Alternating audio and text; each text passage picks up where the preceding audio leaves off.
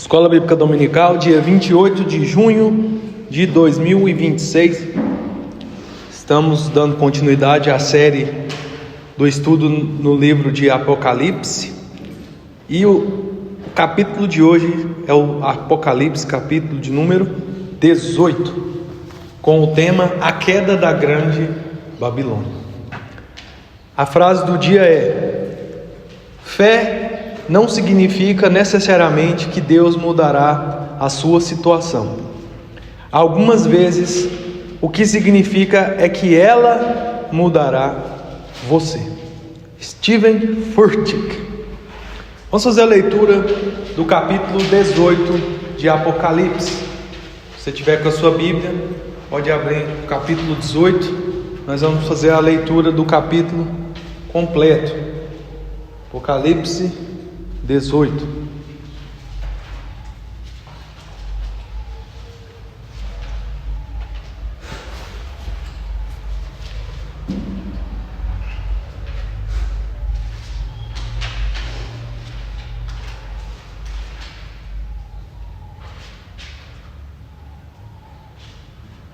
Diz assim a palavra do Senhor: depois disso, vi outro anjo descendo do céu. Ele tinha um grande poder, e o seu brilho iluminava toda a terra, e gritava com voz forte: Caiu a grande Babilônia. Agora quem vive ali são os demônios e todos os espíritos imundos.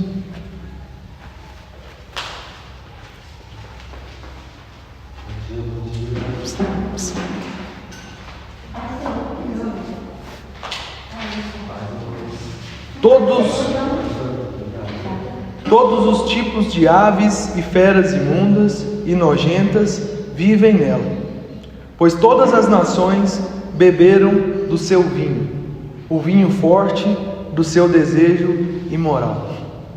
Os reis do mundo inteiro cometeram imoralidade sexual com ela, e os homens de negócio deste mundo se enriqueceram à custa das práticas sexuais sujas da prostituta. Então ouvi outra voz do céu que disse: saia dessa cidade, meu povo, saiam todos dela, para não tomarem parte nos seus pecados e para não participarem dos seus castigos. Pois os seus pecados estão amontoados até o céu, e Deus lembra das suas maldades. Deem a ela o mesmo que ela deu a vocês. Paguem em dobro o que ela fez. Encham a taça dela com bebida 2 vezes mais forte do que a bebida que ela preparou para vocês. Deem a ela tanto sofrimento e tristeza, quanto luxo e glória ela deu a si mesma. Porque ela pensa assim: estou sentada aqui como rainha, não sou viúva e nunca mais vou sofrer. Por isso, no mesmo dia, cairão sobre ela estas pragas: doenças, dor e fome. E ela será queimada no fogo, pois o Senhor Deus, que a julga, é poderoso. Os reis do mundo inteiro que tomaram parte na imoralidade e na corrupção dela vão gritar e chorar quando virem a fumaça do seu incêndio. Eles ficam de longe, porque têm medo de tomar parte no castigo que ela vai sofrer, e dizem: ai de você, Babilônia, grande e poderosa cidade. Em apenas 1 hora você já foi castigado. Os comerciantes do mundo inteiro também gritam e se lamentam por causa dela, porque ninguém mais compra os produtos deles. Ninguém compra o seu ouro, prata, pedras preciosas e pérolas, nem o seu linho finíssimo, a sua púrpura, a sua seda e a sua lã vermelha, nem qualquer espécie de madeira rara ou qualquer tipo de objetos feitos de marfim e de madeira cara, de bronze, ferro e mármore, nem canela, cardamomo, incenso, mirra ou perfumes. Ninguém compra o seu vinho, azeite, farinha de trigo e trigo em grão, nem gado e ovelhas, cavalos e carruagens, nem escravos ou outros seres humanos. Os comerciantes dizem à cidade: acabaram todas aquelas coisas boas que você tanto desejava, e você perdeu para sempre toda a riqueza e toda a fama que possuía, e não as encontrará mais. e os comerciantes que se tornaram ricos negociando naquela cidade ficarão de longe, com medo de serem castigados junto com ela. Eles vão gritar e lamentar assim: ai da grande cidade, ai da cidade que estava vestida de linho finíssimo, de púrpura e de lã vermelha, e que se enfeitava com joias de ouro, com pedras preciosas e com pérolas. Em somente 1 hora ela perdeu toda a sua riqueza. Todos os capitães de navios e todos os passageiros, marinheiros e outros que ganham a vida no mar ficaram de longe. Então, vendo a fumaça do incêndio da cidade, gritaram: nunca houve uma cidade igual a esta grande cidade. Em sinal de tristeza, eles jogaram pó sobre a cabeça, choraram e gritaram assim: ai da grande cidade, ai da cidade onde, à custa da sua grande riqueza, se enriqueceram todos os que tinham navios no mar, e em apenas 1 hora ela perdeu tudo. Alegrem-se, ó céus, por causa da destruição dessa cidade. Alegrem-se, povo de Deus, apóstolos e profetas, pois Deus a condenou pelo que ela fez a vocês. Então um anjo forte levantou uma pedra do tamanho de uma grande pedra de moinho e a jogou no mar e disse: é assim que a grande cidade de Babilônia será jogada fora com violência e nunca mais será vista. A música dos tocadores de harpa, de flauta e de trombeta e as vozes dos cantores nunca mais serão ouvidas em você, e em você nunca mais será encontrado nenhum trabalhador de qualquer ofício, e nunca mais se ouvirá em você o barulho das pedras de moinho. Em você jamais brilhará a luz de uma lamparina, e nunca mais se ouvirá em você a voz dos noivos e das noivas. Os seus comerciantes foram os mais poderosos do mundo, e com feitiçaria você enganou todos os povos da terra. A grande Babilônia foi castigada, porque nela foi encontrado o sangue dos profetas, o sangue do povo de Deus e de todos os que foram assassinados na terra. Amém?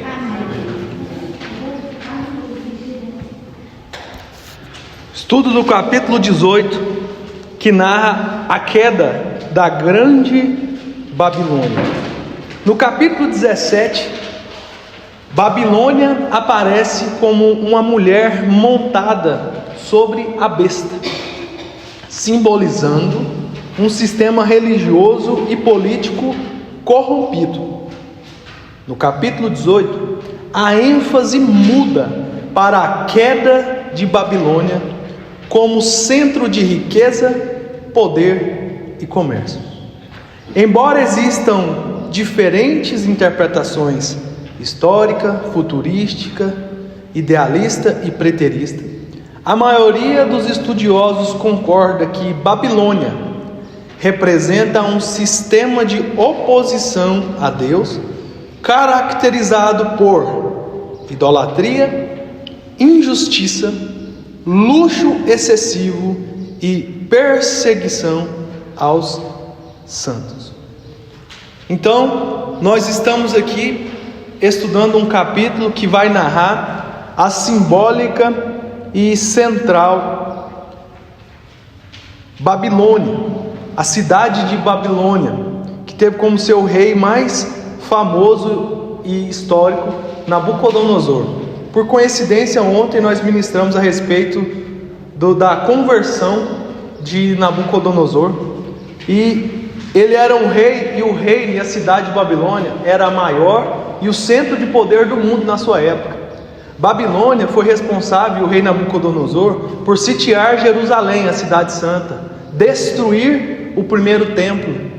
Eles levaram cativos o povo judeu para o exílio na Babilônia, e é nesse período que temos ali Sadraque, Mesaque e Abednego jogados na fornalha. É nesse período que nós temos ali o profeta Daniel como grande nome de um servo de Deus, vivendo na Babilônia, que é jogado lá no final da sua vida na cova dos leões também. Todos esses episódios são ali nesse período dessa grande cidade que tinha como pano de fundo um contexto de oposição a Deus, uma cidade pagã, muito rica, muito luxuosa, centro político mundial, Babilônia nessa época era equivalente aos Estados Unidos de hoje. Se você pensar em uma nação poderosa politicamente, militarmente e de riquezas, você aponta para os Estados Unidos como esse poder. A Babilônia era mais ou menos assim.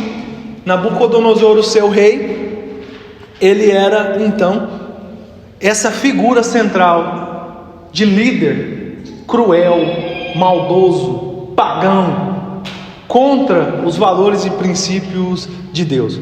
E no Apocalipse, nesse estudo escatológico que vai falar a respeito da doutrina do fim de todas as coisas, a doutrina do tempo do fim, Babilônia é um símbolo, é esse símbolo maior de sistema de oposição a Deus, de mundo. Quando a gente fala de mundo, a gente não está falando das pessoas ímpias que vivem como se Deus não existisse. O mundo é um sistema que vive como se Deus não existisse, que ignora os mandamentos, princípios, valores de Deus, que desobedece a Deus sem receio nenhum. Esse é o sistema mundano, opressor, injusto, idólatra, ostentador, um luxo excessivo e que persegue quem quer viver de forma piedosa, que persegue os santos, os profetas. É esse sistema. E a Babilônia é simbolizada aqui no capítulo 18 como o grande símbolo. Todas as vezes que for citado Babilônia na Bíblia, a Bíblia vai falar que é um lugar de pecado e um lugar de todos os demônios. A Bíblia vai dizer isso aqui. Vai falar sobre um lugar de imoralidade, um lugar de prostituição, um lugar de bebedice, então um lugar de muito pecado, um lugar de demônios. Então a Babilônia é um símbolo negativo de oposição. De um lado está os santos, o povo de Deus, do outro lado está a Babilônia. A Babilônia então aqui é simbolizada como esse sistema mundano, como esse sistema corrompido. Então nós vamos aqui, dentro desse pano de fundo, fazer o nosso estudo do primeiro ponto, onde é anunciada a queda da grande Babilônia. Diz então o versículo 1: Depois disso, vi outro anjo descendo do céu.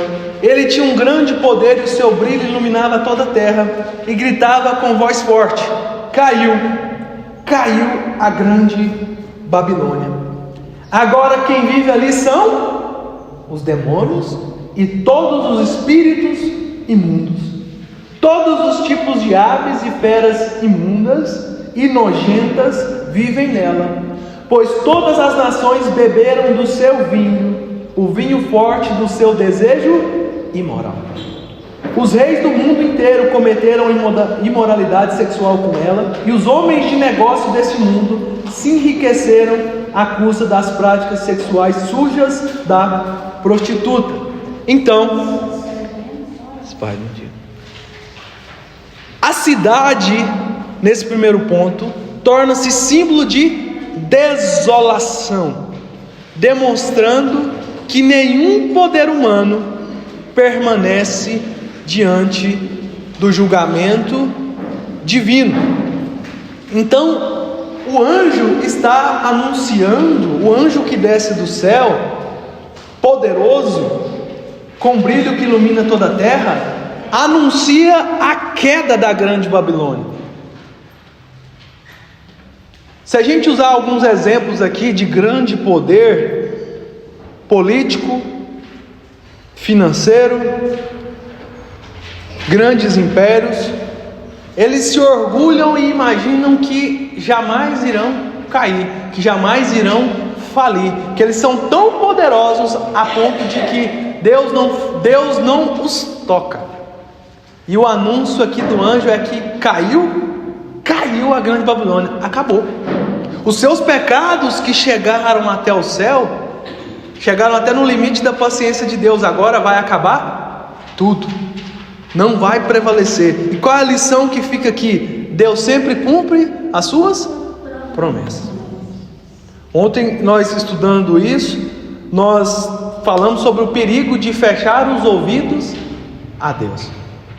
Deus, Ele antes de executar o seu juízo, Deus antes de humilhar, Deus antes de destruir, Ele estende o seu braço de graça, Ele tenta dialogar, Ele tenta ajudar, Ele dá chance, Ele é paciente, Ele dá tempo para que haja conversão e mudança.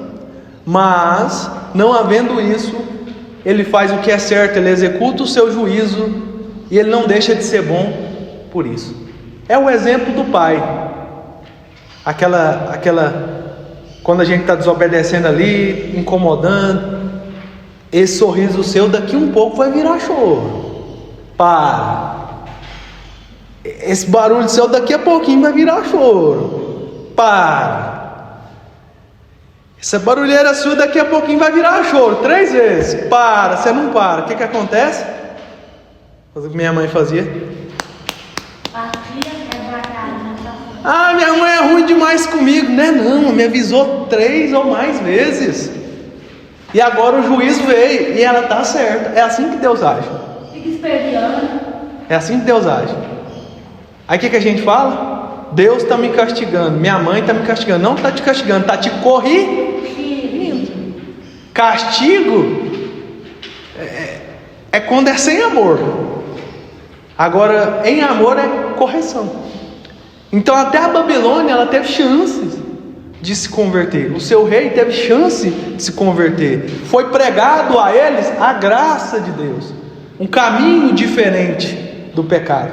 Mas eles não quiseram. Então Deus cumpre a sua promessa. O pecado pode parecer forte, mas seu fim é certo. A Bíblia diz que o salário do pecado é a morte. Alguns dizem assim: não, se for pecado não vai dar certo. Eu fui no início da minha conversão, chacoteado com isso. Você não faz isso não, fulano? Faço não. Não, se for pecado não dá certo não. Experimenta para você ver. Falava de jeito. Falei, não, para com isso. Era um tipo de piada, porque o pecado dá certo. As coisas erradas dão certo e são mais fáceis, o caminho mais curto, a porta mais larga, mas o fim dele é certo. O salário do pecado é a morte. Ah, é descer a sepultura, então se eu não morrer eu estou bem? Não. Morte é um símbolo, é um eufemismo para falar do prejuízo, das coisas que podem dar errado, das consequências ruins que nós sofremos antes de descer a sepultura. Que a pena de morte é muito fácil. Ah, fez alguma coisa errada, vai morrer. Isso seria muito fácil.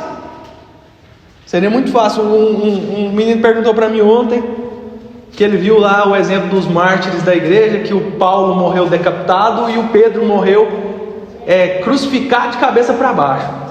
Aí ele: qual deve ser mais ruim de morrer? Eu, com certeza, crucificado, porque decapitado, a partir do momento que o machado pegou no seu pescoço, a cabeça voou, você não sente mais nada. Agora crucificado você demora a morrer. É mesmo, né? E ele não quis ser crucificado igual Jesus, né? Ele quis ser crucificado de cabeça para baixo. Ele foi.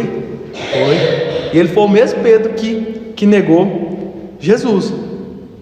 Então, o pecado ele pode parecer forte, mas o seu fim é certo. Às vezes pode demorar, está demorando, está dando certo, não vai acontecer nada. Mas tem uma coisa que não falha pagamento, é pecado. Nós ministrando ontem, Deus deu uma chance para Nabucodonosor e falou assim: muda, arrepende. Essa sentença para você de juízo não precisa acontecer. Demorou 1 ano, ele brincando com Deus e não mudou. Deus veio e cumpriu. E ele mesmo reconhece, depois de ser tratado, que tudo que Deus faz é certo, que tudo que Deus faz é justo. Ele não fala que Deus é ruim. Por quê? Porque quem não quis ouvir foi ele. Às vezes quem não quer ouvir somos nós. Segundo ponto, o chamado ao povo de Deus. A Bíblia diz aqui no verso 4 de Apocalipse 18: Então ouvi outra voz do céu que disse: sai dessa cidade, meu povo. Que cidade? Babilônia. A cidade corrupta, a cidade do pecado, a cidade dos demônios e dos espíritos imundos, que representa o sistema mundano de viver que ignora o Deus Todo-Poderoso. Saiam todos dela para não tomarem parte nos seus pecados e para não participarem dos seus castigos. Olha Deus dando uma saída para o povo dele no meio desse caos. É o que Jesus orou pelos discípulos: não rogo para que os tire, eles estão no mundo, mas eles não são do mundo. Não rogo para que os tire do mundo, mas para que os guarde do maligno. Ou seja, nós estamos no mundo, amém? Nós vivemos no meio do sistema babilônico, mas nós não precisamos participar nem dos seus pecados, nem dos seus castigos. E Deus está dando aqui conselhos para que a gente saia. É diferente estar no mundo e participar do mundo. É muito diferente. É o que a gente comentou aqui de forma muito sensata a respeito do evento idólatra que está acontecendo na cidade. É muito diferente eu estar andando lá nas ruas no período comercial e eu estar prestando idolatria. Uma coisa não tem relação com a outra. Agora tem como eu utilizar desse período e participar de tudo que está acontecendo, cultuando como eles. E tem como eu só aproveitar aquilo que está acontecendo de forma saudável, sem participar de tudo isso. Estar no mundo e não ser do mundo, né? É isso. É impossível você, como servo de Deus, não estar no mundo. Porque senão, no momento que... também seria muito fácil, né? A irmã converteu, leva a irmã. Nós estamos aqui para ser luz e sal no meio das trevas. Então nós temos uma missão aqui para quem está nas trevas. Deus quer nos usar. Então Deus diz: chama o povo de Deus. Esse chamado significa não participar dos pecados e nem compartilhar dos seus juízos. Porque se tem uma certeza, e se tem algo que Cristo nos salva, é da ira de Deus que virá sobre a terra. Cristo te salvou. Você sabe de quem Cristo salvou? Já parou para pensar nisso? Você acha que Cristo salvou foi do diabo? Ele te salvou da pobreza, Ele te salvou da doença, Ele te salvou de Deus. A ira de Deus virá, o cálice da ira será derramado de forma justa sobre toda iniquidade, sobre todo o pecado. Ele nos salva da ira de Deus, a ira santa, justa e perfeita de Deus. Ele nos dá a chance de ser justificado por Ele. Ele paga o preço, Ele faz a parte difícil. A nossa parte nisso é só crer e nos separar, sermos santificados por Jesus. E quando Deus vier derramar o cálice da sua ira, Ele nos encontrar lavados do sangue do Cordeiro, salvos, remidos e perdoados. É isso. Jesus nos salvou de Deus. Ah, Deus é ruim. Não. Antes do julgamento, o período que nós estamos vivendo é o período da graça. As portas estão abertas, a palavra está sendo pregada em templos, fora do templo, a tempo e fora de tempo. A palavra está sendo pregada, e todo aquele que crer não será condenado, será salvo.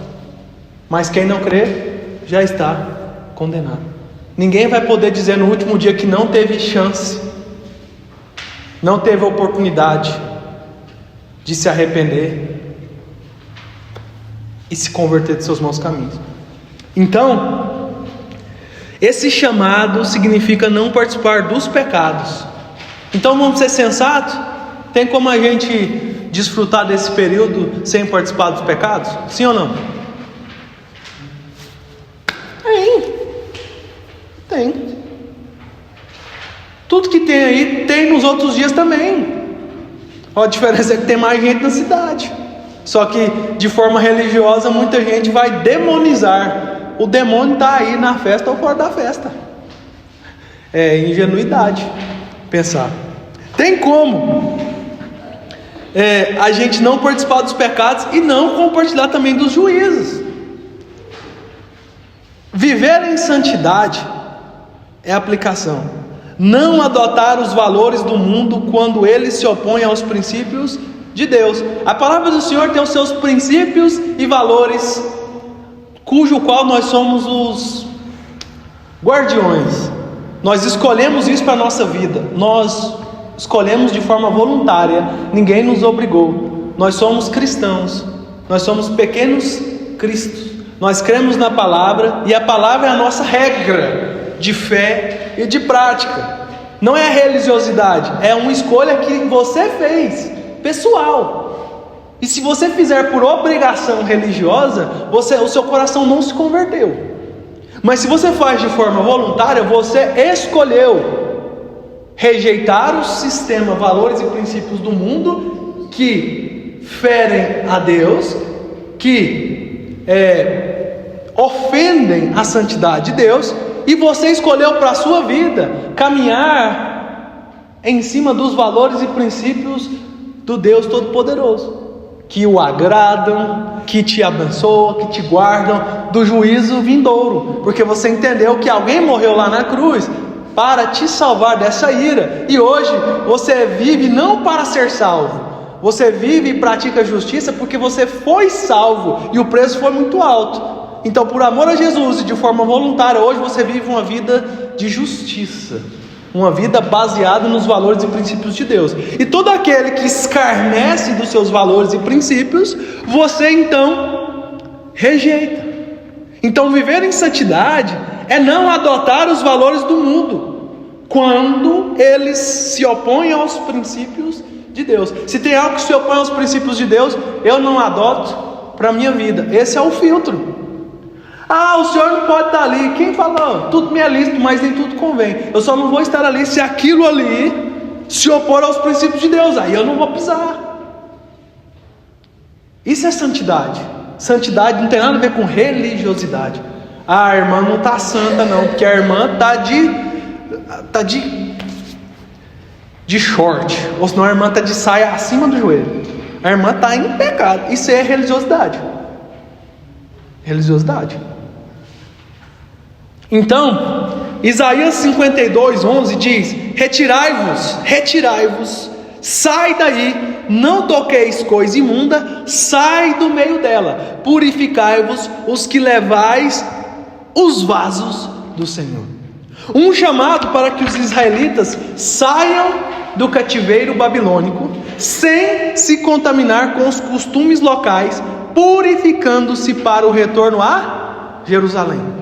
Foi profetizado o cativeiro babilônico. Por que eles foram levados escravos para a Babilônia? Por causa dos seus pecados, da sua desobediência. Nabucodonosor, que sitiou, destruiu o templo e levou o povo escravo, roubou os tesouros do templo de Deus. Todos aqueles tesouros, aqueles utensílios de ouro que nós estudamos no tabernáculo, ele roubou e levou para o seu tesouro pessoal no seu palácio. Guardou lá no seu tesouro as coisas de Israel, e levou o povo e fez o povo escravo. Foi um juízo de Deus, mas Deus também prometeu que restauraria. Esse povo voltaria a Jerusalém, porém eles precisavam estar separados da imundícia dos deuses, da cultura, da idolatria, da imoralidade, da luxúria da Babilônia, porque ele serviu ao único Deus, santo e verdadeiro.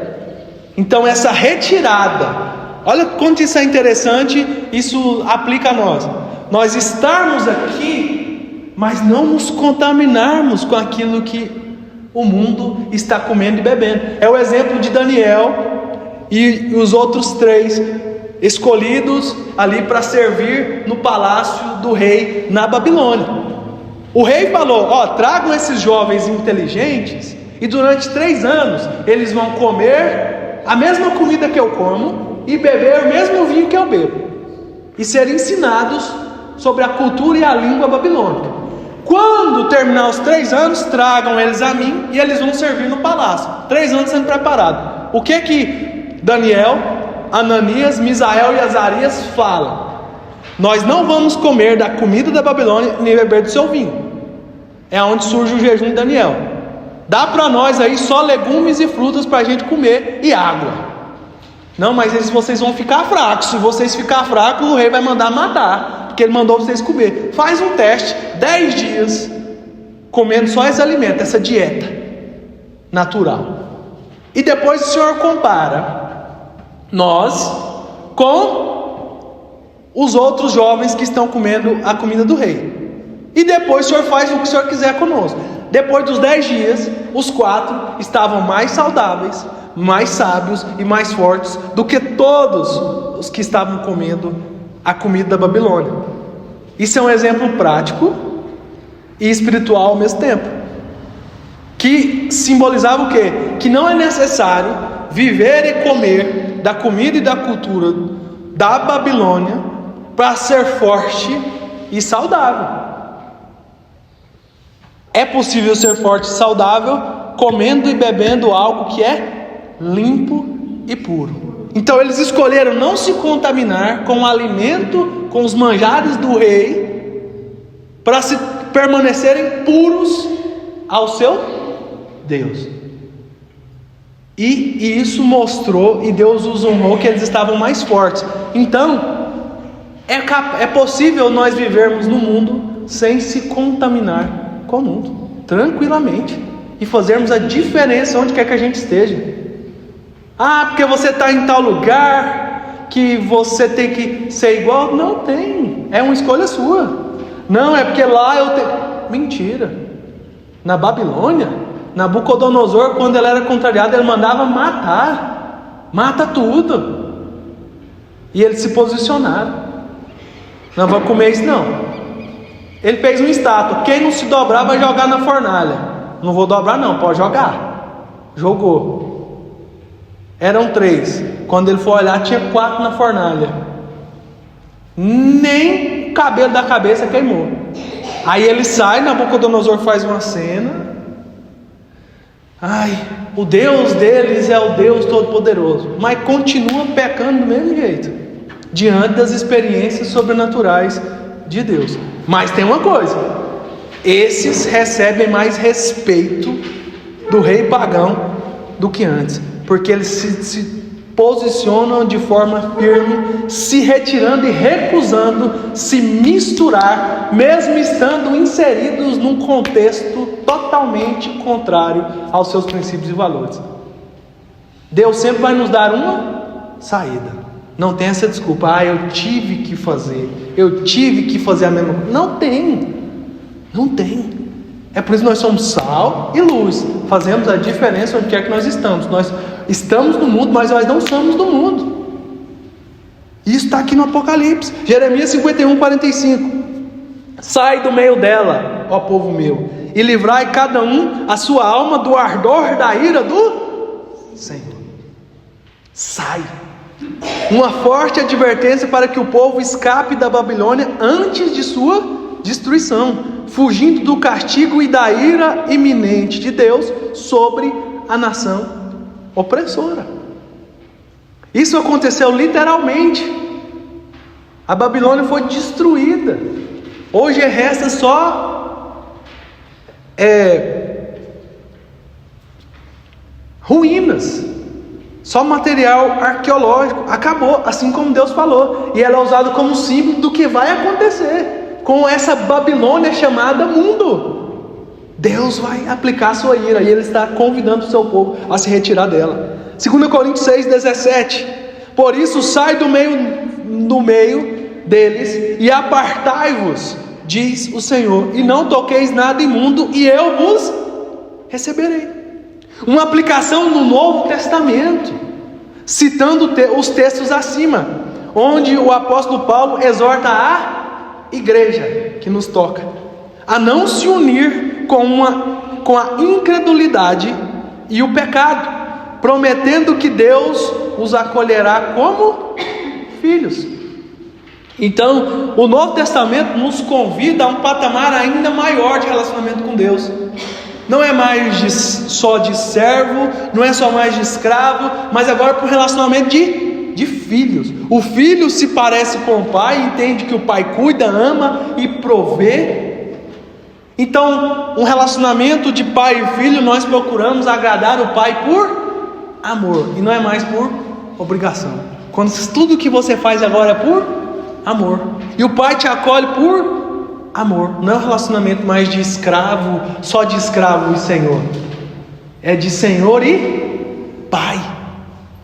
Isso muda muita coisa no nosso relacionamento com Deus. Então, quando nós nos apartamos e não tocamos nada imundo, agora não é mais pelo rigor da religiosidade, agora é porque agora eu tenho um pai. Agora é por causa do relacionamento pessoal com o Deus que me salvou. Agora as coisas estão em outro nível, muito mais íntimo e muito mais pessoal do que simplesmente ser um crente evangélico. Agora eu sou filho de Deus. E a sua não é filho. A maior patente que nós podemos ter no reino e no evangelho de Deus é filho. Tem alguma coisa melhor do que ser o filho do homem? Quem quer vamos dar um exemplo. Se o Fernando fosse filho do prefeito, o Fernando chegou, todo mundo, ixi, o que foi? Chegou o filho do prefeito. O que tem? Ixi, é complicado. Se ele arranhar o joelho aqui, o pai dele pode dar ordem aqui nessa cidade aqui para descer a polícia toda e prender e matar, porque ele é filho do poderoso dessa cidade. Não é temeroso? Não, o Fernando é filho do bêbado que está deitado ali na sarjeta, ali na rua de baixo. Não, vamos bater na cara do Fernando. Se o pai dele vir, nós batemos no pai dele também. Agora, quando se é filho do Todo-Poderoso, não, o Fernando é filho do dono do mundo. Não, o Fernando é importante. Mas ele é só o filho, não, é importante. O filho do poderoso é importante, só porque é filho. Olha que bênção. Olha que bênção. Terceiro, o lamento dos reis. Os governantes lamentam a destruição, porque perderam o seu poder e influência. Versículo 9 e 10.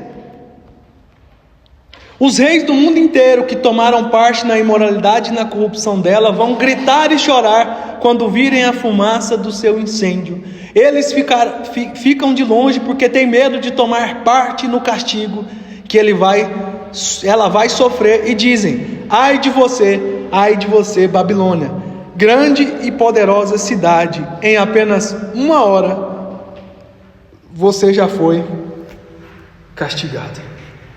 Então, nós observamos aqui que o poder político sem Deus é passageiro. Babilônia tinha um grande poder político e uma grande influência mundial, onde muitos se beneficiavam do pecado, da injustiça, do comércio que havia nela. Porém, ninguém, quando as coisas estavam dando errado, queriam participar do castigo que viria sobre ela. Todo mundo está de longe. Todo mundo queria os benefícios, mas ninguém quer tomar parte do castigo. Então, esse lamento dos reis aponta para que o poder político sem Deus é passageiro, porque Deus é que governa sobre tudo e todos. Então nós, como cristãos, nós precisamos ser antipartidários. Você pode ter sua preferência política particular, mas em igreja e em reino não existe isso, porque nós sabemos quem domina e quem governa, e sob as mãos de quem está o controle de tudo. Então qualquer discussão da nossa parte em relação a isso, no nosso meio, não estou falando da sua vida particular, é extremamente tolo e desnecessário. O fulano é o presidente agora, não pouco me importa, quem governa tudo para mim é Deus. Quem me sustenta é o Senhor. Ah, Senhor, concordo? Não concordo com nada que é errado. Mas quem governa é o Senhor. E quem vai julgar e Ele vai pagar as contas é para Deus. Então, o poder político sem Deus é passageiro. Quarto, o lamento dos comerciantes. Versículo 11 ao 19. Os mercadores choram porque ninguém compra mais as suas mercadorias. A lista de produtos mostra uma sociedade marcada pelo luxo e pela exploração, chegando a mencionar vidas humanas como mercadoria.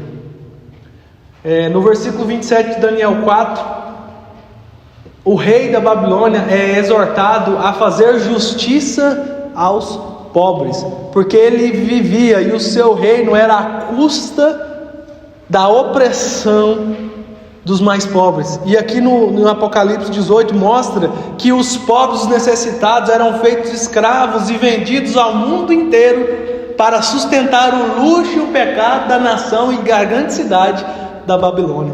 Alguém tinha que pagar um preço. Quem pagava esse preço eram os pobres e os oprimidos e os aflitos da cidade. O rei é que fazia isso. E o rei tinha um discurso bonito de religiosidade, ele exaltava a Deus, só que o coração dele não conhecia Deus, estava longe de Deus.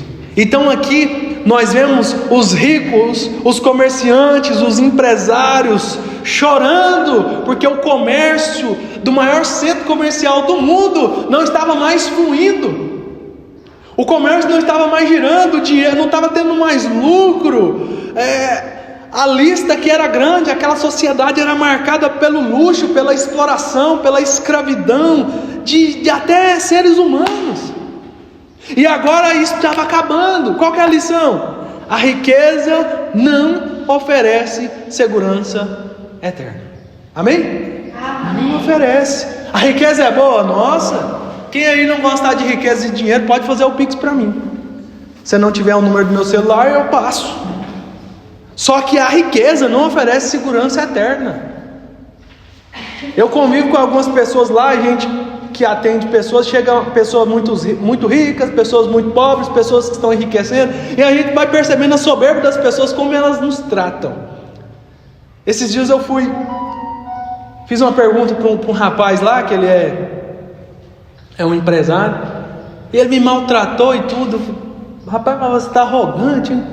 Aí eu conversando com outro cara que atende ele também, ele disse, eu estava conversando com ele. Deixa eu contar uma história para o senhor. Meu pai ficou milionário 5 vezes. E hoje meu pai é quebrado. Eu já fui muito rico. Hoje eu tenho um lava-jato. Hoje eu vivo bem, mas de forma muito mais discreta. Isso é uma coisa que eu aprendi na minha vida. É isso. A riqueza não oferece segurança eterna. O mundo ele dá voltas. Então você precisa ter os pés no chão. E eu falei isso para esse rapaz que te maltratou com arrogância. E ele ficou só calado ouvindo. E é verdade. A riqueza não oferece segurança eterna. Nós precisamos ter os pés no chão. Deus condena sistemas baseados na injustiça e na exploração. Nós vemos isso na política do nosso país, não só do nosso país, mas no mundo. A injustiça, a exploração, as coisas erradas, a corrupção, isso tudo não passa despercebido aos olhos de Deus. Essa riqueza ilícita, quantos hoje no nosso país estão presos aí, que enriqueceram baseados na exploração nossa, do povo, da classe trabalhadora, e hoje estão presos, alguns até nos seus condomínios, mas a gente às vezes acha que é ruim, né? Mas pensa alguém ser rico, podendo dar a volta no mundo, todos os anos, e estar preso dentro do seu condomínio de luxo, dentro do seu palácio. Isso é pior do que estar na cadeia. Você ter lá o dinheiro que você roubou e não poder gastar, roubar e não poder carregar. Então para eles é um castigo.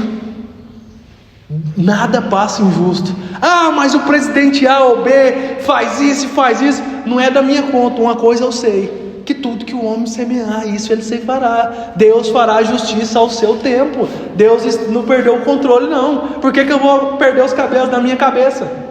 Se nós servimos um Deus que é justo e cumpre as suas promessas. Então, se tem uma coisa que nós aprendemos com Deus e sendo servos dele, é isso. O amor ao dinheiro é a raiz de todo o mal. O dinheiro não é ruim, o amor a ele sim. A riqueza não oferece segurança eterna, passageira. E é por isso que o Senhor diz não junteis tesouros na terra. O que ele está falando? Não é porque você não pode juntar dinheiro, é para você não considerar mais valioso as coisas da terra do que as que são do céu. Para você ter as coisas sem as coisas te ter, sem se tornar orgulhoso e arrogante, soberbo e autossuficiente. Mas você pode ser próspero, você pode ter as suas coisas, você pode querer ser e ter, mas sem perder os princípios e valores. Então aqui os comerciantes choram, porque eles estão a ponto de falir, porque a fonte da sua riqueza está para ser destruída. Quinto, a alegria do céu. Versículo 20. Alegrem-se, ó céus, por causa da destruição dessa cidade.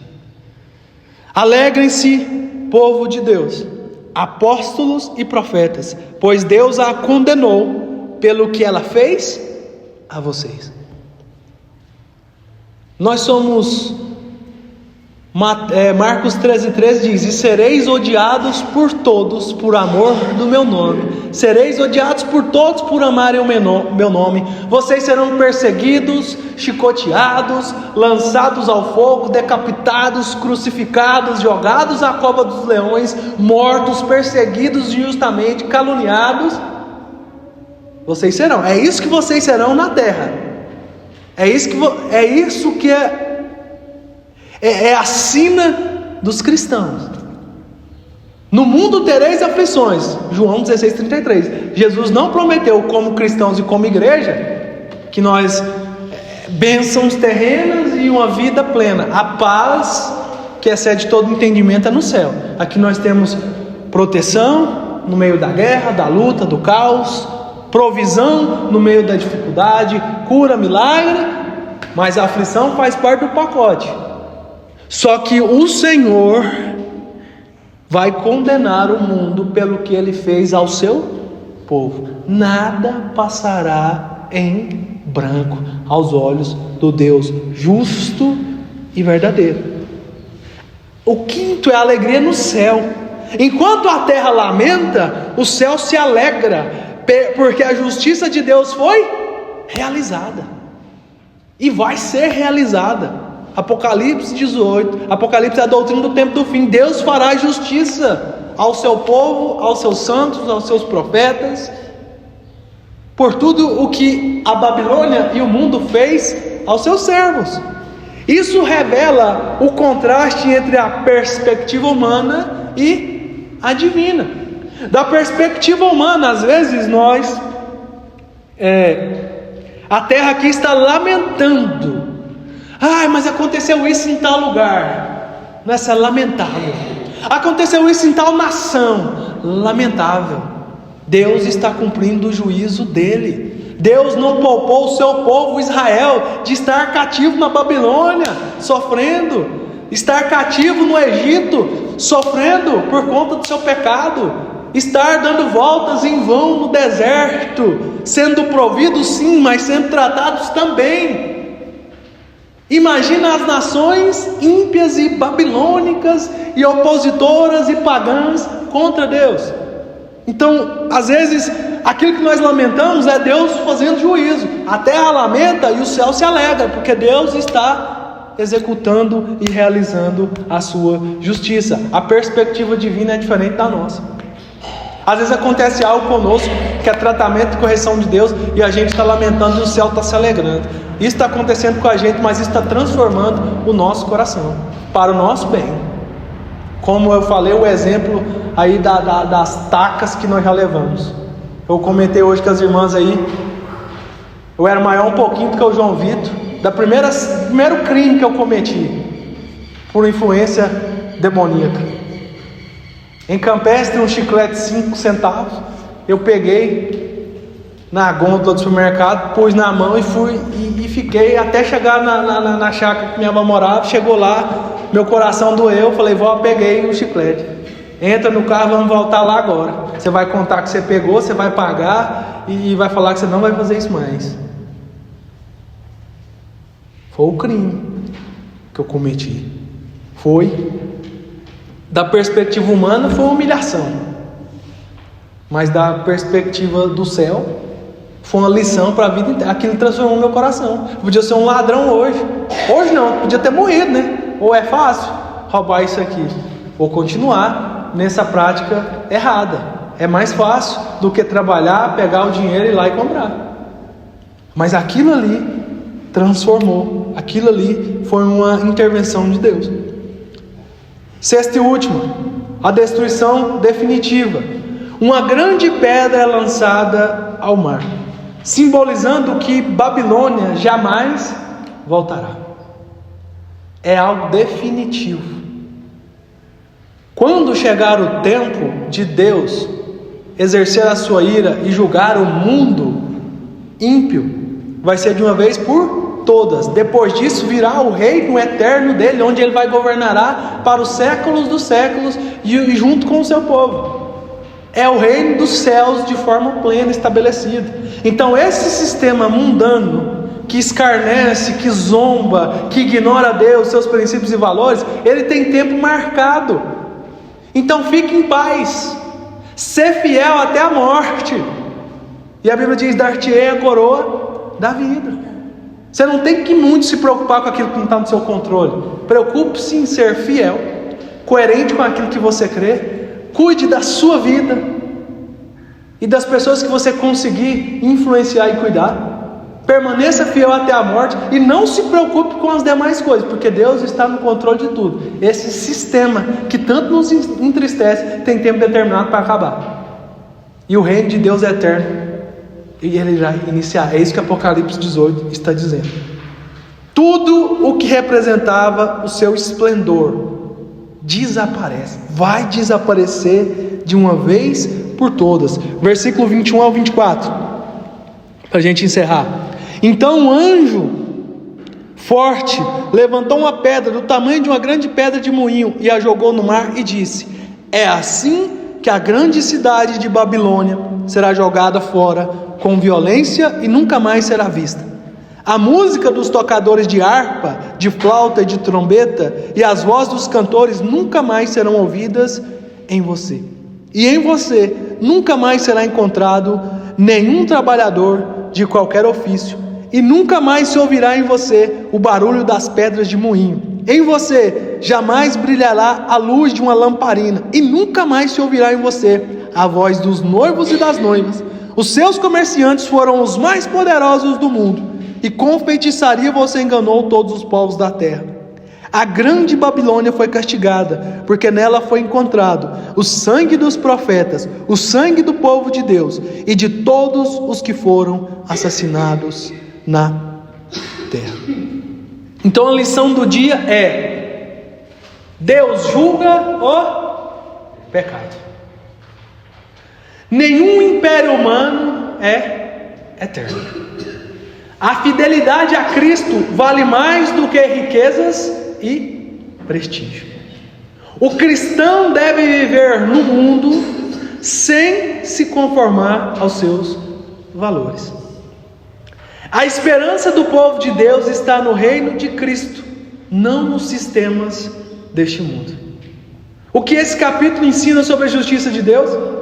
Versículo chave aqui é Apocalipse 18:4.